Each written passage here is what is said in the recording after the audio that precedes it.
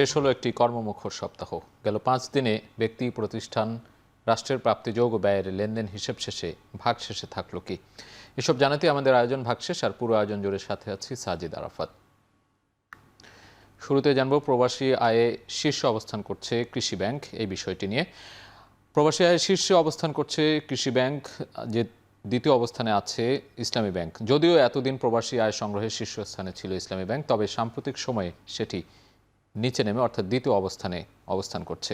June মাসের প্রথম 13 দিনের হিসাবে এই তথ্য পাওয়া গেছে। আমরা একটু সেটি দেখে আসতে চাই যে কোন ব্যাংকের কি পরিমাণ প্রবাসী আয় এই মুহূর্তে চলছে, সেটি একটু দেখতে চাই। প্রবাসী আয় শীর্ষ ব্যাংকের কথা বলছিলাম, যে দুটো ব্যাংকের কথা বলছি, কৃষি ব্যাংক এবং ইসলামী ব্যাংক। কৃষি ব্যাংক এই মুহূর্তে 1 নম্বরে অবস্থান করছে শীর্ষে।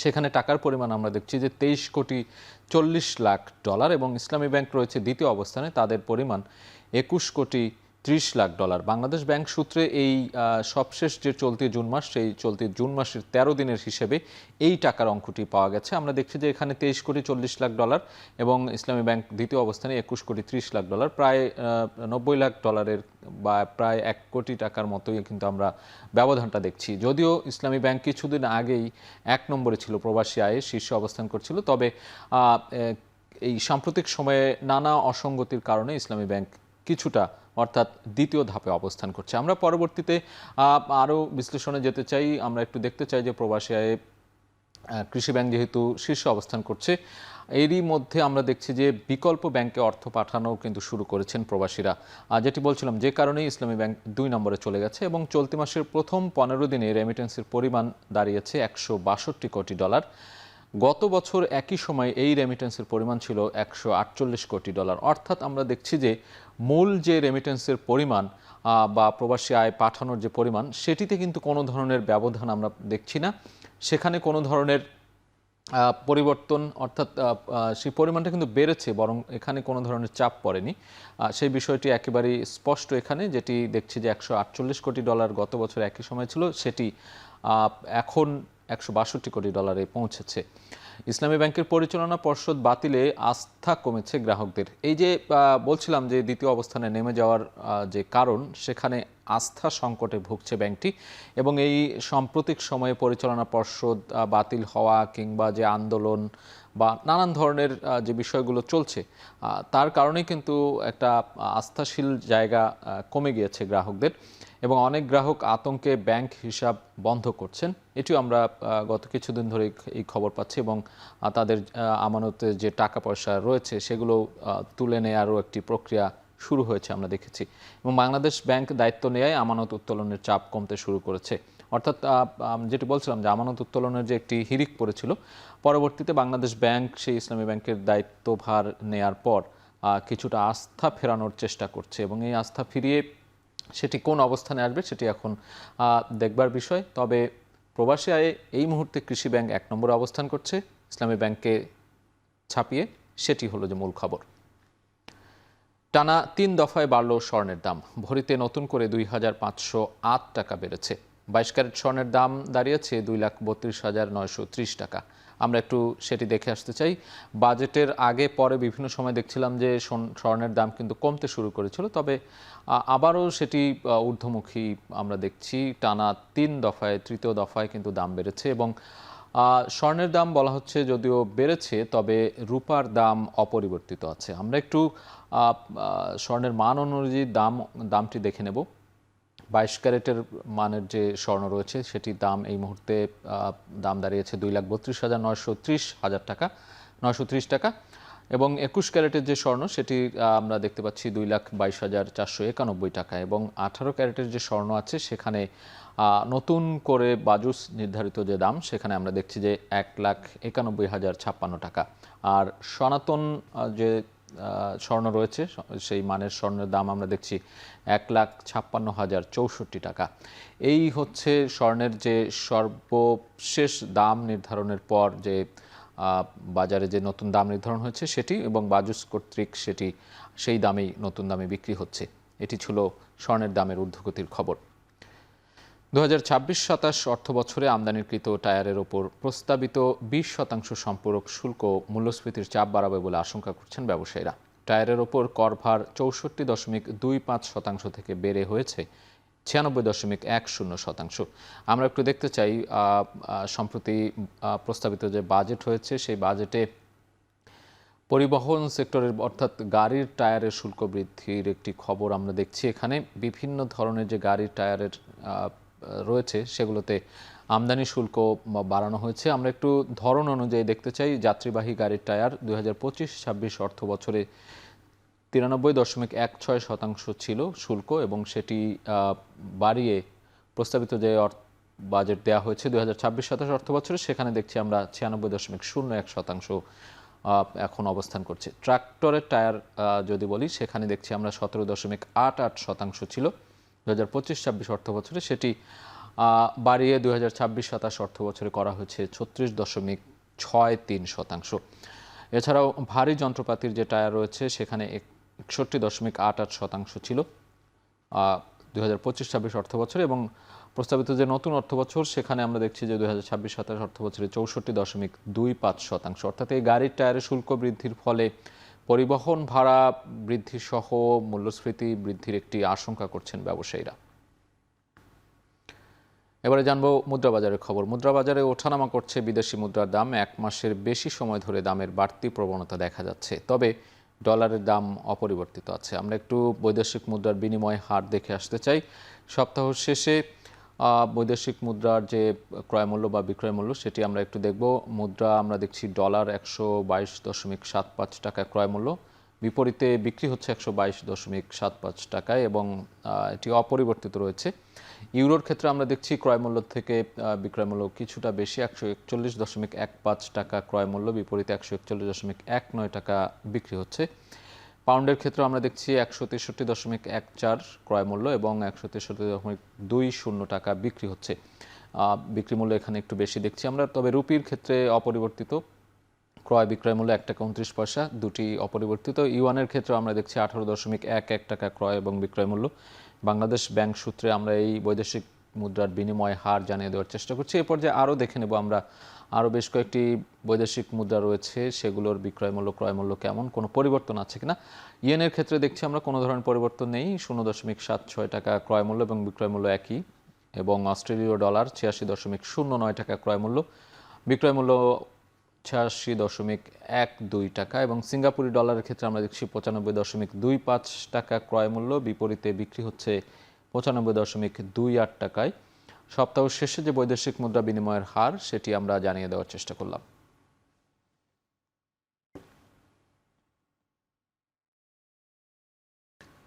দর্শক, ভাগ শেষে নিচ্ছে একটা বিরতি, ফিরছে একটু পরেই।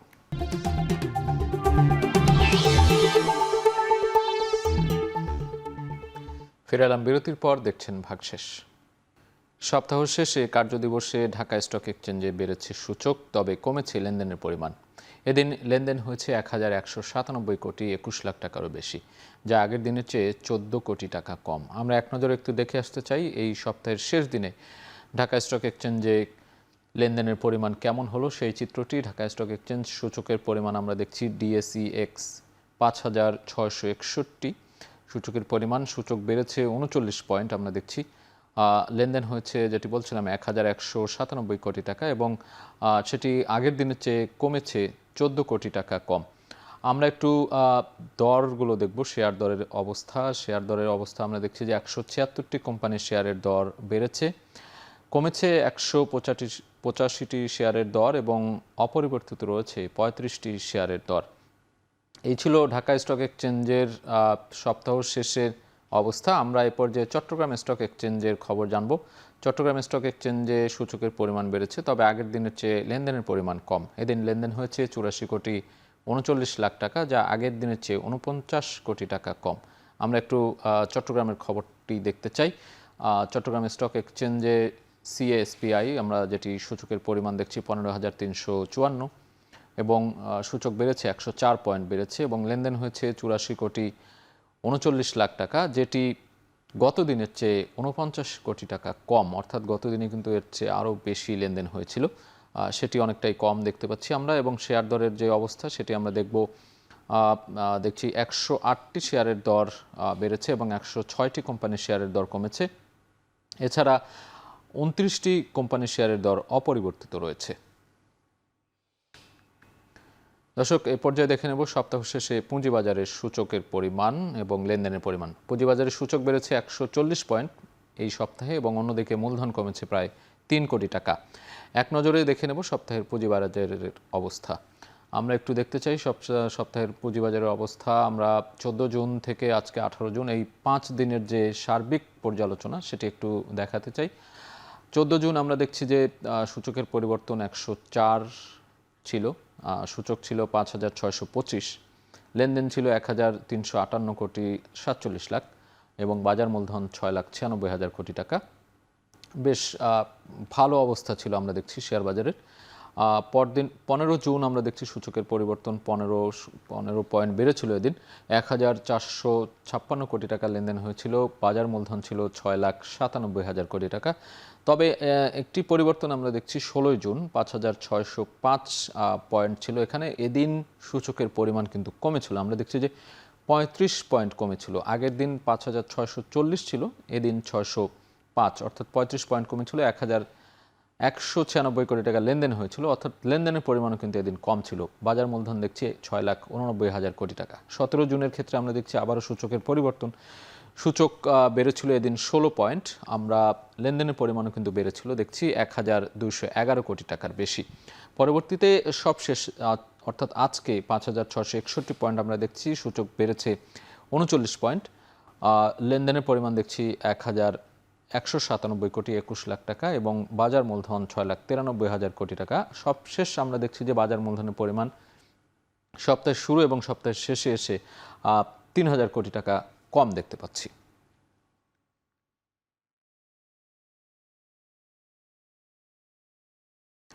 দর্শক, ভাগশেষে নিচ্ছে আরেকটি বিরতি, ফিরছি একটু পরে।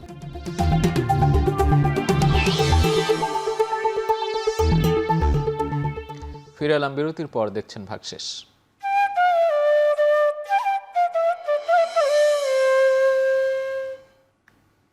চলতি মৌসুমে ঝিনাইদহে বিভিন্ন জাতের আমের প্রচুর ফলন হয়েছে।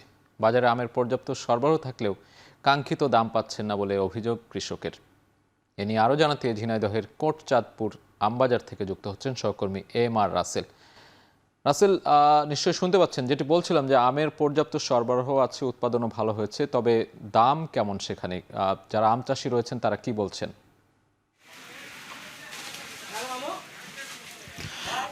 সাজিদ, দেশের দক্ষিণ পশ্চিম অঞ্চলের জেলা ঝিনাইদহ, এখানে কিন্তু আম উৎপাদনের একটি খ্যাতি রয়েছে। তবে ঝিনাইদহের প্রত্যেকটা আম বাজারে আমের যে দাম রয়েছে সেই দাম নিয়ে কিন্তু কৃষক হতাশাগ্রস্ত হয়ে পড়েছে।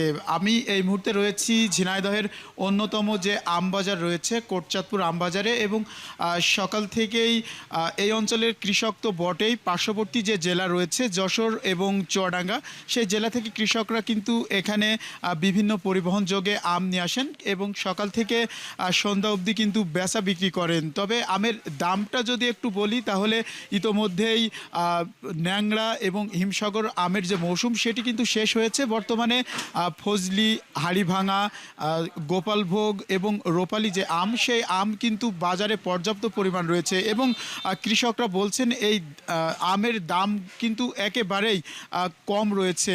আমরা এখানকার ব্যবসায়ী যারা রয়েছে তাদের সঙ্গে কথা বলেছি, তারা বলছেন যে ফজলি আম প্রকারভেদে কিন্তু 18 থেকে 30 টাকা কেজি দরে বিক্রি হচ্ছে, হাড়িভাঙ্গা 25 থেকে 28 টাকা কেজি দরে বিক্রি হচ্ছে। পাশাপাশি অন্যান্য যে আমগুলো রয়েছে সেই আমগুলোর দাম কিন্তু একেবারে কম রয়েছে। এখানকার কৃষক যারা আম নিয়ে বিক্রি করতে এসেছেন আমরা তাদের সঙ্গে কথা বলেছি, তারা বলছেন যে বর্তমান সময়ে যে কীটনাশক এবং শ্রমিক খরচ রয়েছে সেগুলো মিটিয়ে কিন্তু তাদের পকেটে কিন্তু লাভের যে অংশ সেটি কিন্তু ঢুকছে না। তারা বলছেন যে আগামী মৌসুমে কিন্তু তারা এই যে আম বাগান রয়েছে সেগুলো কিন্তু কেটে ফেলার যে সিদ্ধান্ত সেটি নিয়েছেন। আমরা এই বাজারের ব্যবসায়ী যারা রয়েছেন তাদের সঙ্গে কথা বলেছি, তারা বলছেন যে এবার বাজারে কিন্তু পর্যাপ্ত পরিমাণ আমের সরবরাহ রয়েছে, তবে ব্যবসায়ী না থাকায় কিন্তু আমের যে দামটা সেটি কিন্তু একেবারেই কম রয়েছে। রয়েছে, বিশেষ করে রূপালী এবং ফজলি যে আমগুলো রয়েছে, এই আমগুলো একেবারেই স্বল্প দামে কিন্তু বিক্রি হচ্ছে। তো ইতোমধ্যেই যে কোটচাঁদপুর সহ অন্যান্য যে বাজারগুলো রয়েছে, প্রত্যেকটা বাজারেই কিন্তু আমের যে দাম সেটি কিন্তু একেবারেই ক্রেতাদের নাগালের মধ্যে রয়েছে। তো আমার কাছে এই ছিল ঝিনাইদহের কোটচাঁদপুর আম বাজার থেকে সর্বশেষ। সাজিদ। রাসেল, ধন্যবাদ। সহকর্মী এম আর রাসেল যুক্ত ছিলেন, জানাচ্ছিলেন ঝিনাইদহের আমের বাজারের খবরাখবর। এদিকে নানা সংকটে ব্যাহত হচ্ছে হিলি স্থলবন্দরের আমদানি রপ্তানি। হিলি স্থলবন্দরের আমদানি রপ্তানি বাণিজ্যের খবর জানাতে এই মুহূর্তে সরাসরি যুক্ত হচ্ছেন সহকর্মী সোহেল রানা। সোহেল রানা, আপনি যুক্ত আছেন নিশ্চয়ই। সেখানকার আমদানি রপ্তানির বর্তমান অবস্থা কি, কমেছে নাকি বেড়েছে? ঈদের পরের কি অবস্থা দেখছেন?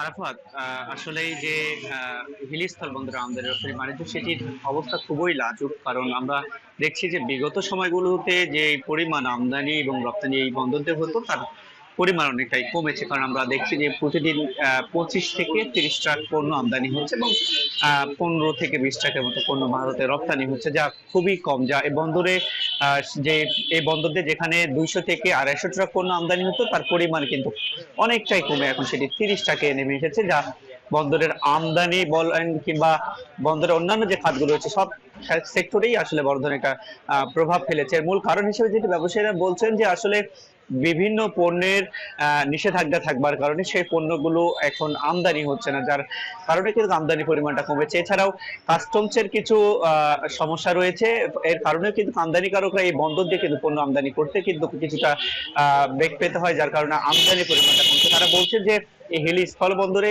কাস্টমস কমিশনার না থাকবার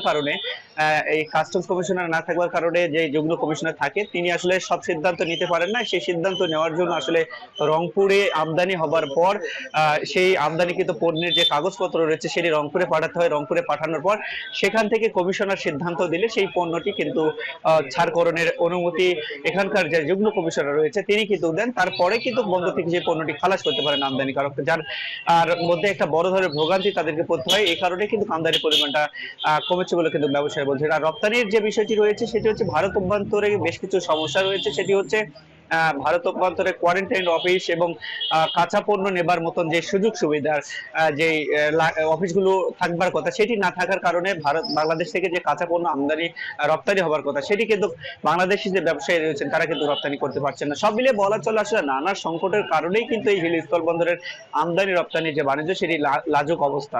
স্বাধীন। সোহেল, আপনাকে ধন্যবাদ। হিলি থেকে সহকর্মী সোহেল রানা যুক্ত ছিলেন, জানাচ্ছিলেন সেখানকার আমদানি রপ্তানির খবরাখবর। দর্শক, শেষ করছি ভাগশেষ। এখন টেলিভিশন ওয়েবসাইটে দেখতে ভিজিট করুন এখন.tv। এছাড়া ফেসবুকে দেখতে ভিজিট করুন facebook.com/tv.এখন। ইউটিউবে দেখতে ভিজিট করতে পারেন youtube.com/c/echontv।